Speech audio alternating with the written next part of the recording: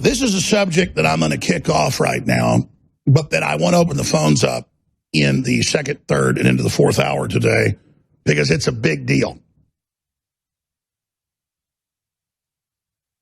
These coronaviruses, or what they used to call bird flu, are really dangerous, obviously, because there's a lot of mutations of them. And they keep coming out of Asia, where pigs and ducks and chickens are kept in close proximity. And so you get the different sewage running together into these slurry ponds, and that's where they believe, they hypothesize, and now they've proven that a lot of these mutations happen because pigs are closer to humans, and that somehow then there's a transmutation and it's able to cross over into a virus that humans can get. And when you get a new zoological virus, a lot of times it tends to be extremely deadly. So they've been working on a bunch of vaccines for these. And there is a Pirbright Institute, if I'm pronouncing that right, that's a shadowy, secretive group, like a lot of these big foundations, where they get their money. I would guess a lot of it's probably Bill and Melinda Gates. But they've been working on trying to create a vaccine for this, and so they've patented over the years different mutations of the virus.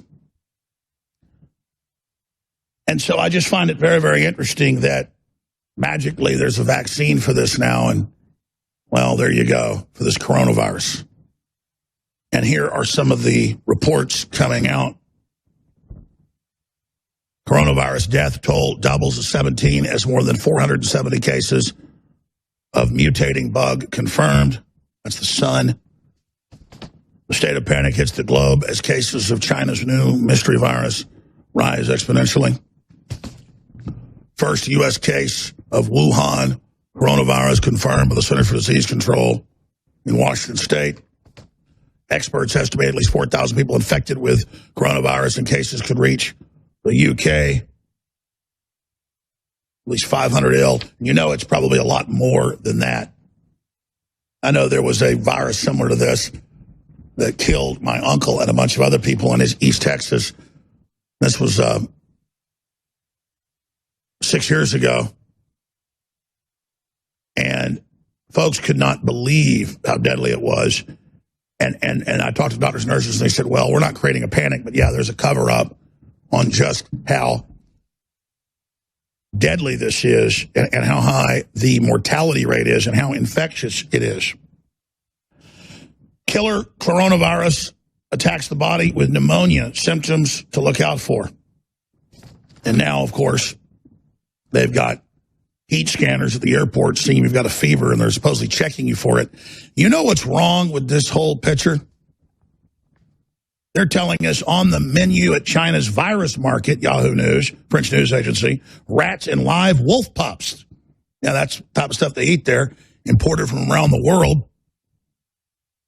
And yes, you can get diseases from eating weird foods like that, but it's the genetic engineering, it's the vaccines mixing. How many times have vaccines caused pandemics, and they've admitted it? The old days, they just admitted it, but now they just cover it up. So pointing at that market is a big distraction. Pandemic fears grow as China virus toll rises. But what's really going on here? Well, tens of thousands have now died from Ebola in the last few rounds, the biggest outbreaks ever in the Congo.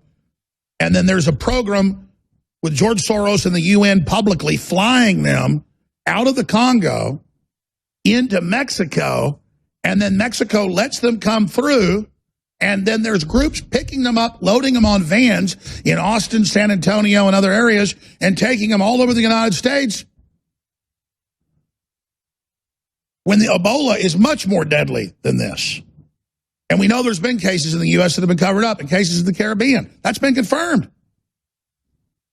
So why in the hell would the deep state want thousands of Congolese coming in a week that we know of, still ongoing? We've gone out and caught it ourselves.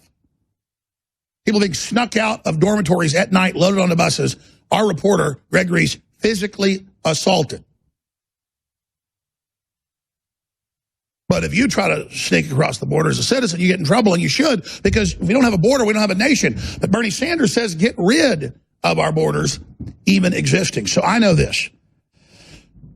SV40, the year before the big outbreak, was it 10, 11, 13 years ago, time flies, was an admitted simulant that the CDC authorized to be put in the previous year's flu vaccine as a live flu virus that they had genetically engineered, they said to be not harmful, to track the spread of flu and the mutation, to try to guess the mutation the next year.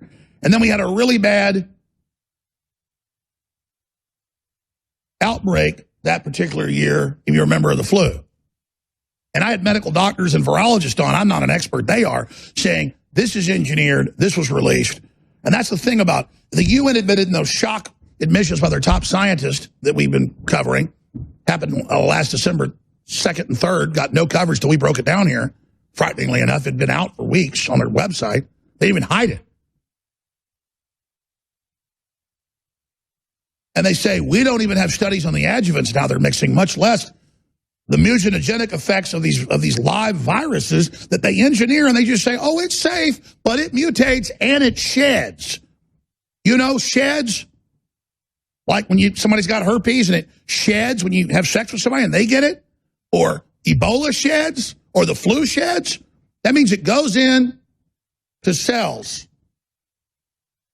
It replicates. It takes some over. They just go, but it's not a problem. It doesn't take over too many and make you sick.